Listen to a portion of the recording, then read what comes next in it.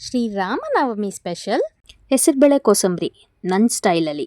ಮೊದಲಿಗೆ 1 ಬಟ್ಟಲಿನಷ್ಟು ಹೆಸರುಬೇಳೆಯನ್ನು 2-3 ಬಾರಿ ನೀರಿನಲ್ಲಿ ಚೆನ್ನಾಗಿ ತೊಳೆದು ಅರ್ಧ ಗಂಟೆ ನೀರಿನಲ್ಲಿ ನೆನೆಸಿಡೋಣ. ಇವಾಗ ಒಂದು ಸೌತೆಕಾಯಿನ ಸಿಪ್ಪೆ ಬಿಡಿಸಿ ಚಿಕ್ಕ ಚಿಕ್ಕ ಪೀಸನ್ನಾಗಿ ಚಾಪ್ ಮಾಡ್ಕೊಳ್ಳೋಣ.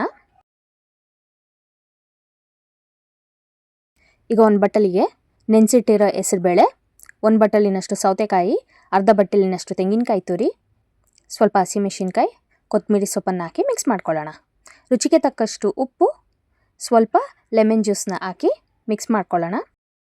ಒಂದು ಚಿಕ್ಕ ಪ್ಯಾನ್ನಲ್ಲಿ ಸ್ವಲ್ಪ ಎಣ್ಣೆ ಕಾಯಿಸ್ಕೊಳ್ಳೋಣ. 1 ಚಿಟಿಕೆಯಷ್ಟು ಇಂಗು, 1 ಟೇಬಲ್ ಚಮಚದಷ್ಟು ಸಾಸಿವೆ, ಸ್ವಲ್ಪ ಕರಿಬೇ ಸೊಪ್ಪನ್ನು ಹಾಕಿ ಮಿಕ್ಸ್ ಮಾಡ್ಕೊಳ್ಳೋಣ. ಈ ಒಗ್ಗರಣೆನ ನಾವು ಮಾಡಿರೋ ಕೋಸಂಬರಿ ಮೇಲೆ ಹಾಕೊಳ್ಳೋಣ.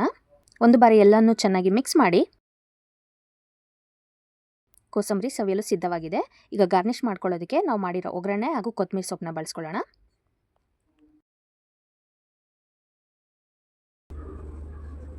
ಸಖತ್ತಾಗಿದೆ.